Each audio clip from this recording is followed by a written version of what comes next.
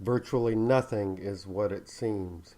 To elaborate, virtually every popular narrative, every model of reality promoted in the mainstream culture in the U.S. was created by the most influential to manipulate the public, not inform it. Our social reality has much more Twilight Zone in it than most would ever imagine.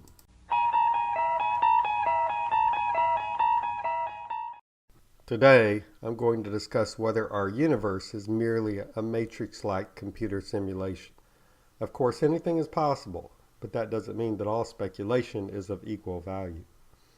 As I'll discuss in a little more detail in a moment, in following the very useful Occam's razor, we generally recognize that speculation based on unnecessary assumptions and that introduces unnecessary complexity has less utility and is best ignored. So, why all the attention to the recent suggestions that we are living in a computer simulation? I believe that this new focus on the idea is not what it appears to be on the surface, and that there are likely nefarious motives at play here, possibly involving some very powerful and dark actors who do not have the public welfare in mind.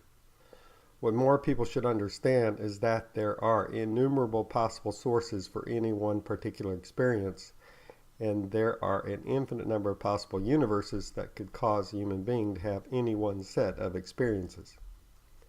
And, as we go through life, we try to construct the most useful model of the source of experience, the universe, that we can. Generally that which best corresponds with our experiences, one that fits all our data points to the greatest extent.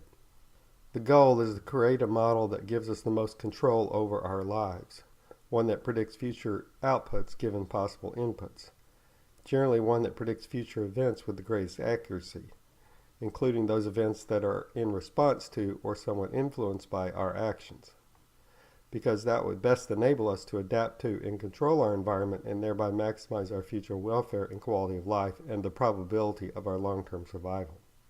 One strategy that has had great success in constructing models of specific phenomena we encounter and which can be helpful in constructing a model of our universe generally, is to use Occam's razor that I mentioned above, which guides us into finding the simplest explanation that fits the data points we are aware of, thus minimizing unnecessary speculation. Note that religions generally violate Occam's razor by constructing models of the universe that involve unnecessary speculation, including speculation on the nature and actions of deities that are assumed to exist. Also note that the assumption of a simulation is quite similar to the assumptions underlying religious beliefs. The simulation assumption is that there is some outside actor that is directing the simulation, much like an assumption of an all-powerful deity, with no solid evidence provided of the existence of this outside actor. Also note that if one adopts the simulation assumption, there is no reason to assume that the actor controlling the simulation is not part of a simulation of an actor outside that universe, and one can continue this sort of expansion indefinitely. That gives us an infinite number of possibilities to choose from, all from baseless speculation. Occam's razor is a method to avoid baseless speculation that offers no utility, such as the speculation underlying the simulation assumption. So, if the simulation assumption has so little justification, why has it become popular as of late?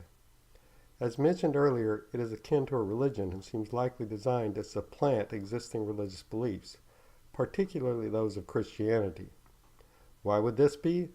My best guess is that it is because Christianity urges people to care about strangers and to value every human individual, while the simulation assumption implies that other people are little more than trivial bits of data in a computer, meaning that they have little value and their lives can be disregarded without much fanfare. Considering that many of the elites that control so much of our planet are hoping to be able to ignore our welfare or even eliminate the great majority of us after artificial intelligence with robotics is able to replace us in the workplace, they want to supplant a belief system that urges us to care about each other with one that implies that we have little value to each other and little reason to care about each other, making it much more difficult for us to join together in solidarity to effectively resist our impoverishment, subjugation, and possibly even eradication. There is almost always more to popular trends than appears on the surface.